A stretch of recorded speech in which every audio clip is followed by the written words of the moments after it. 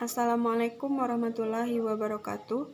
Baik, kami dari kelompok 7 akan mempresentasikan hasil dari makalah kami, yang mana judul dari makalah kami yaitu tentang pendidikan Islam holistik dan komprehensif. Sebelum kita ketahui untuk lebih lanjutnya, ada baiknya kita ketahui dulu apa yang dimaksud dengan pendidikan holistik komprehensif. Nah, yang dimaksud dengan pendidikan holistik komprehensif adalah pendidikan yang bertujuan untuk memberikan kebebasan kepada peserta didik untuk mengembangkan diri, tidak saja pada intelektual, tetapi juga memfasilitasi perkembangan jiwa dan raga secara keseluruhannya, sehingga tercipta manusia yang berkarakter kuat, yang mampu mengangkat harkat dan martabatnya, mewujudkan manusia yang merdeka, sebagaimana yang diungkapkan oleh Ki Hajar Dewantara, yaitu manusia yang hidup utuh merdeka dan hidup lahir batinnya tidak tergantung kepada orang lain, akan tetapi bersandar atas kekuatan sendiri. Itulah sedikit paparan dari saya. Selanjutnya akan dilanjut oleh Saudari Nurli. Baiklah, di sini saya akan melanjutkan penjelasan dari Saudari Rini Maryanti, yaitu bagian B, landasan pendidikan holistik komprehensif. Pendidikan holistik memiliki landasan normatif, filosofis, sosiologis, epistemologis, dan historis. Pertama, secara normatif, pendidikan holistik komprehensif dapat dijumpai dalam berbagai ajaran agama yang berdasarkan wahyu yang diturunkan Tuhan, serta pembelajaran yang diberikan pada para nabi.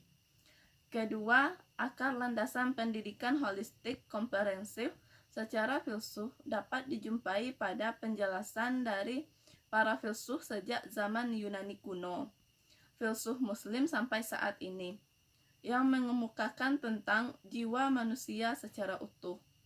Ketiga, pendidikan holistik komprehensif dapat menggunakan landasan sosiologis, yaitu sebuah ilmu yang di dalamnya membahas tentang sekumpulan manusia yang berada disebut teori tertentu yang memiliki tujuan dan cita-cita bersama, serta berinteraksi dan berkomunikasi antara satu dengan lainnya. Keempat, pendidikan holistik komprehensif juga dapat menggunakan kultura, yaitu landasan yang melihat bahwa kehidupan manusia ditentukan oleh sistem budaya yang dianutnya. Kelima, pendidikan holistik komprehensif dapat menggunakan landasan filsafat keilmuan, yaitu sebuah filsafat yang mengkaji tentang dimensi ontologi, yaitu sumber ilmu, epistemologi, yaitu cara dan metode dalam mengembangkan ilmu, serta aksiologi, yaitu cara memanfaatkan ilmu. Baiklah, akan dilanjutkan oleh Saudari Rizky Puspaningsih. Baiklah, saya akan melanjutkan pemaparan makalah dari rekan saya, yaitu pada bagian C tentang konsep pendidikan holistik komprehensif. Dalam kajian yang bersifat akademis, pendidikan holistik komprehensif sesungguhnya telah lama dilakukan di dunia barat, sedangkan di Indonesia kajian ini secara akademik belum banyak dilakukan, walaupun dalam ucapan dan kebijakan sering disinggung. Pendidikan holistik komprehensif ini tampaknya menjadi salah satu alternatif yang amat diharapkan untuk memecahkan berbagai masalah pendidikan tersebut.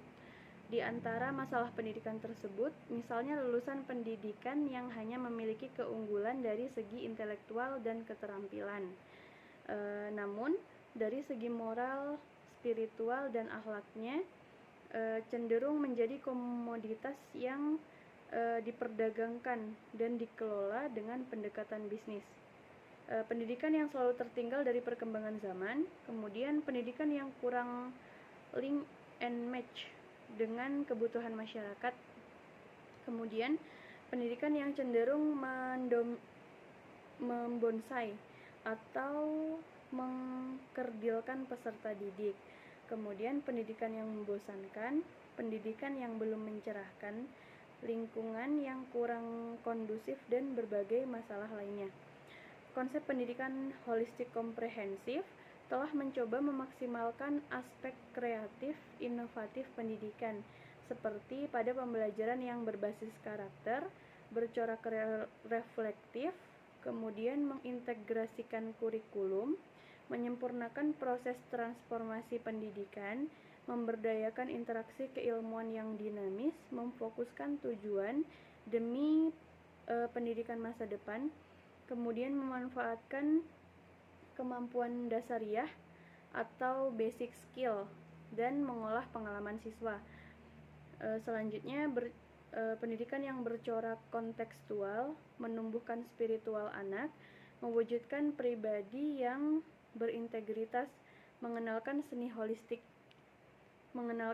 holistik untuk penggalian metodologi, kemudian menjawab tentang pendidikan, menawarkan transformasi sebagai sarana problem solving, pembelajaran holistik, kemudian mengkritisi penelitian tindakan kelas atau PTK, kemudian pemberian hak otonomi penuh pada sekolah. Berdasarkan beberapa uraian di atas, tampak jelas bahwa desain pendidikan holistik komprehensif banyak agenda yang harus diselesaikan, yakni sebanyak komponen pendidikan dengan berbagai elemen lainnya yang terkait dengan pendidikan yang ada di Indonesia. Berbagai aspek tersebut masih diperlukan kajian dan pendalaman dengan menggunakan berbagai akar landasan sebagaimana yang telah disebutkan di atas.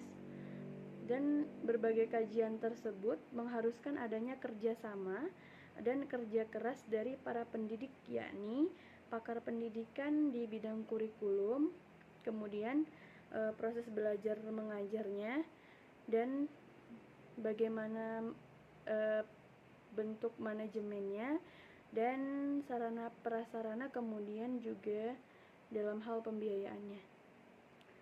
Mungkin itu saja pemaparan makalah dari kami kelompok 7. Lebih dan kurang kami mohon maaf. Kami tutup. Wassalamualaikum warahmatullahi wabarakatuh.